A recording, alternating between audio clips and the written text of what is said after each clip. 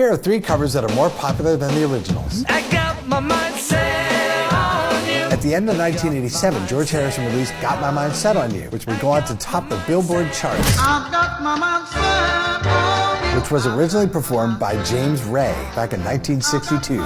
Like I saw something today. They showed 3 songs that were hit songs that you didn't know were covers.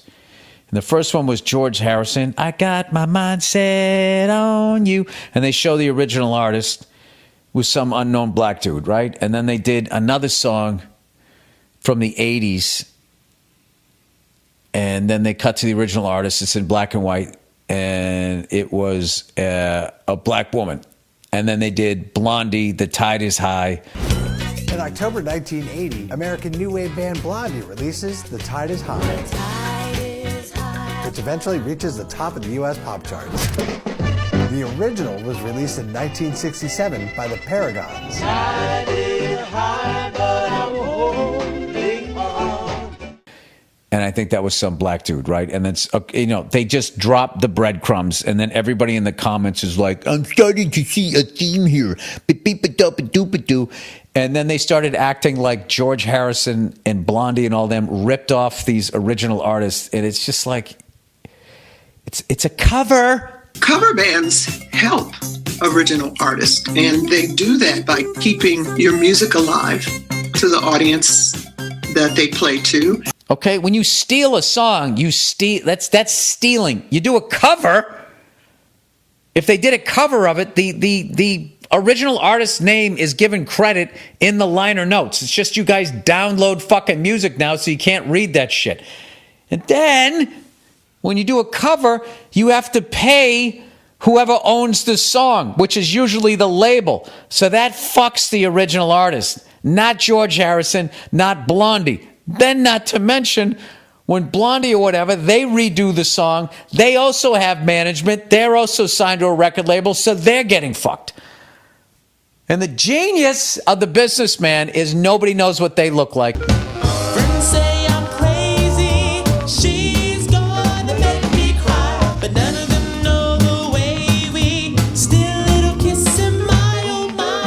Fools follow angels. Wanna believe she's mine, oh mine alone. And whoever's out in public, George Harrison, Blondie, they get shit on like they're the ones fucking like making all this money. Now, George Harrison, I don't know. That guy was like smart. They had like their own label and all of that stuff. I don't know. And I don't know the numbers behind any of that stuff. But to just sit there and act like these people diabolically just rip these other people off, that's not what happened. A cover. Oh, Lord, my Betty, blam, the lamb. Oh, Lord, my Betty, blam, the lamb. Whoa, Black Betty, bam, lamb. Whoa, Black Betty, bam, lamb. Whoa, Black Betty, bam, lamb. Yeah, Black Betty, bam, lamb. Black Betty had a child, bam, lamb.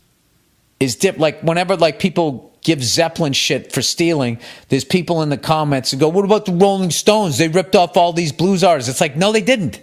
They did covers of the songs and they had credit in there. And then they used that blues music that they were doing to then create their own fucking style, which doesn't sound like the other shit. I don't know. That's just, I'm not saying that there's not stealing, but there's a difference between a cover. What Zeppelin did early in their career, that was stealing because they would just take it and then they wrote in the credit was Page Plant. I still have cassette tapes, so I think I got rid of them, that say Page Plant. And if you buy them now, it says Howlin' Wolf. That's stealing. Okay, youngsters? Sorry. There you go. All right. Not to say that white artists haven't stolen from black. I'm not saying that either, but I'm just saying.